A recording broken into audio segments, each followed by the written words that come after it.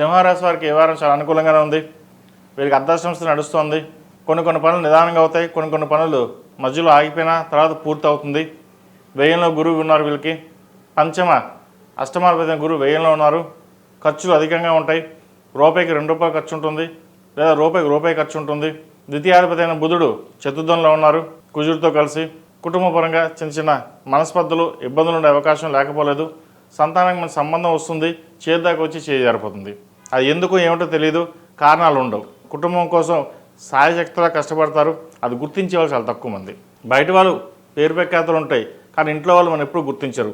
మీరు ఎంత కష్టపడుతున్నా సరే అది గుర్తింపు లేని ఉద్యోగం అనుకోండి, గుర్తింపు లేని వ్యవహారం ఏదైనా సరే, ఇవన్నీ పక్కన పెట్టి మనకెందుకు మనం పని చేసుకుపోదాం, గుర్తింపు ఉంటే ఒకటే లేకపోతే ఒకటే, మనకు అవసరం లేదు, మన పని మనం చేద్దాం భావంతో ఉంటారు.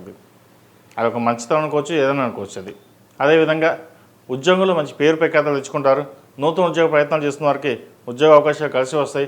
వచ్చిన అవకాశాన్ని సద్వినియోగపరచుకోండి. సప్తమంలో రాహు ఉన్నారు. మెంటలీ స్ట్రెస్ ఎక్కువగా ఉంటుంది. ఇటు ఉద్యోగంలోనూ ఇంట్లోనూ పరిపరి విధాలుగా ఉంటుంది. చేసే పని మళ్ళీ చేయడం, లేదంటే ఇబ్బంది పెట్టడం ఇదిగా ఉంటుంది. ఆరోగ్యరీత్యా కూడా చిన్న ఇబ్బందులు ఉంటాయి, పెద్దగా ఉండవు. కానీ ఆలోచన విధానం మటుకి ఏదో అయిపోతుంది, లేదా హెల్త్ పరంగా ఇబ్బంది ఉంటుందేమో అన్న భావన ఉంటుంది. ఎటువంటి భయపడాల్సిన అవసరం లేదు. సమయానికి భోజనం, నిద్ర తీసుకోవడం చెప్పదగినది.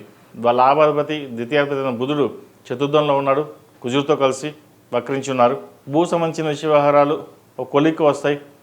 స్థిరాస్తులు పెంపొందించుకోవడం చేసే ప్రయత్నాలు కలిసి వస్తుంది.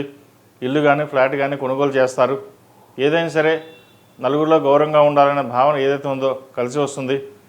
కుటుంబ సహాయ సహకారాలు, ముఖ్యంగా తల్లి వైపు నుంచి సహాయ సహకారాలు చక్కగా లభిస్తాయి కూడా మీకు. అదేవిధంగా సంతాన భాగ్యం, సంతానం కోసం చేసే ప్రయత్నాలు, సంతానం కోసం ఎదురుస్తున్న వరకు మంచి శుభవార్త వినే అవకాశం గోచరిస్తోంది. వివాహ సంబంధించిన విషయ వ్యవహారాలు సానుకూలపడతాయి. రాష్ట్రాధిపతి అయిన రవి తృతీయంలో ఉన్నారు, నీచిపడి ఉన్నారు రవి. వివాహ సంబంధించిన విషయంలో ఒక కొలికి సంబంధం వచ్చి చేయి జారిపడి ఉంటుంది. అయినా మన మంచిగా అనుకోండి, మంచి సంబంధం వచ్చే అవకాశం లేకపోలేదు. ఈ రాశిలో మించిన విద్యార్థులకు చదువు మీద శ్రద్ధ ఎక్కువగా వహించాలి.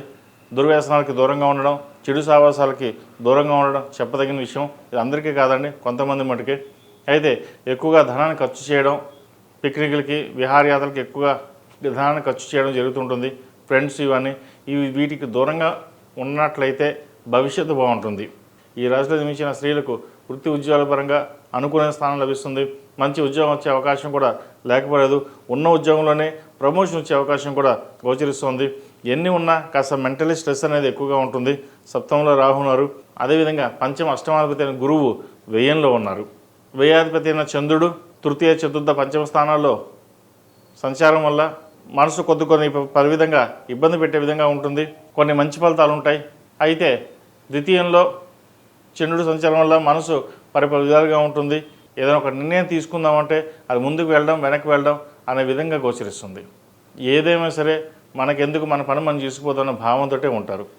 సంతానం సంబంధించిన విషయ వ్యవహారాలు ఒక కొలిక్కి వస్తుంది.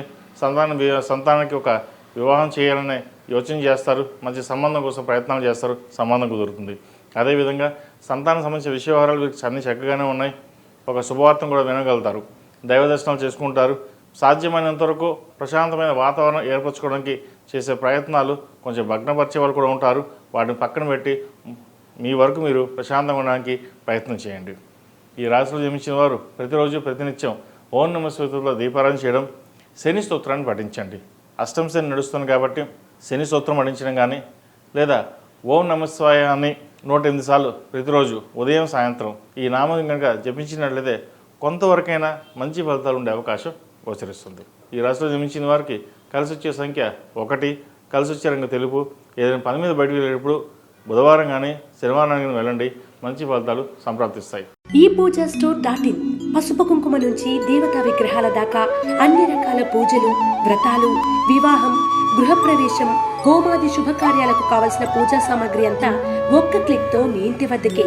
నేడే ఆర్డర్ చేయండి మీ ఈ పూజా స్టోర్.in లో. One stop for all pooja needs.